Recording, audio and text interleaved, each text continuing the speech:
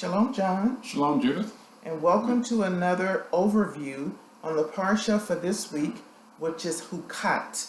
And it's taken from Numbers 19th chapter, 1st verse, to the 22nd chapter, 1st verse.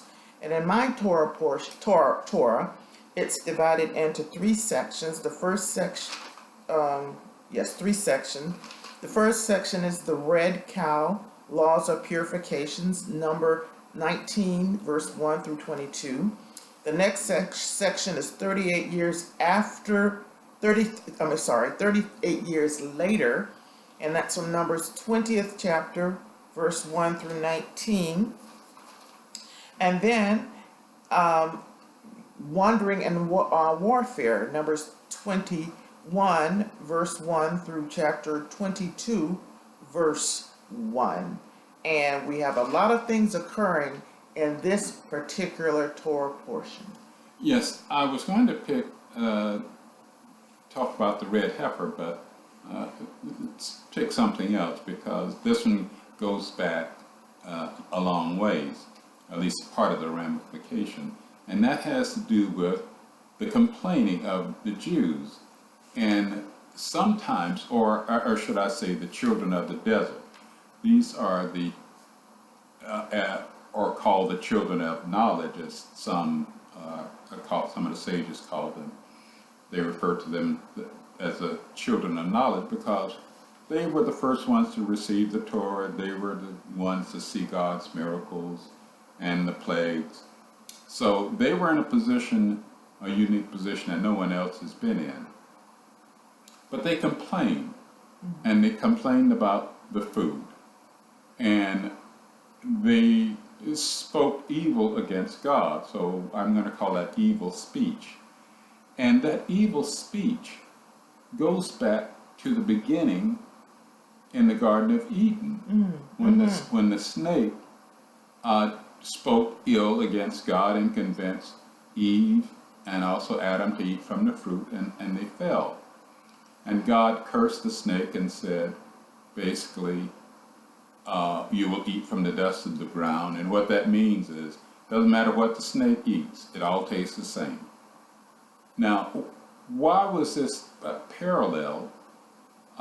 What happened was because the children of knowledge began to speak against God, and he sent a serpent there to bite him and kill him. This was a generation that was protected by God. They had everything they wanted.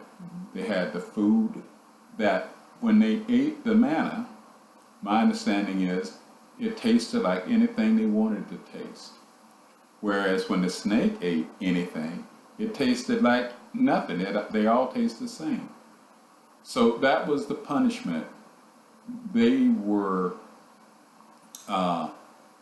punished because of the evil speak.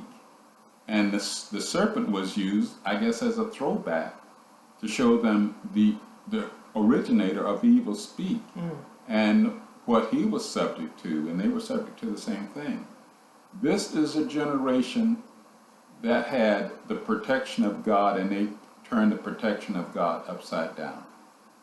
They turned it in a way of complaining. And I think this is the message that's being taught here. We take the goodness of God and we turn it upside down. We find some reason to complain about it or complain against it. And those are the comments, those are the things I wanted to say about it. It goes back to the Garden of Eden with the evil speak of the Satan. The snake could be representative of anything. It doesn't have to be a snake. It could be a representation of anything that causes us to speak evil against God, who protects us and who provides for us. And the punishment they received was delivered to them by the one, by the source of the evil speak. I hope that sounds right. But that's what I gleaned from that, and hope they got a little bit more from it as well. I think we're going to get a lot from this because there are a lot of things that happen in this particular Torah portion that will affect many people throughout the generations one of the persons especially is Moses. Something very significant happens here. So this is, yes, this is very, very, very significant Torah portion. And also, I'd like to bring out one thing that maybe people can study and find this out. If you notice, the symbol in a lot of doctors' offices will be the snake wrapped around a pole. Yeah.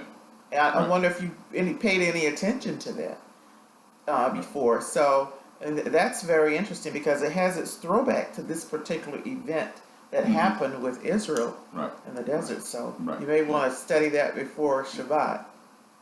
Anything else, John? No, I hope you get to hear us on Shabbat, and I hope you're having a good week and that you're growing spiritually. And we love having you view our video. Yes, we do.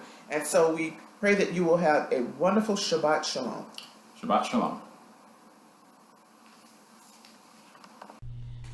Be still, my soul, the Lord is on thy side. Bear patiently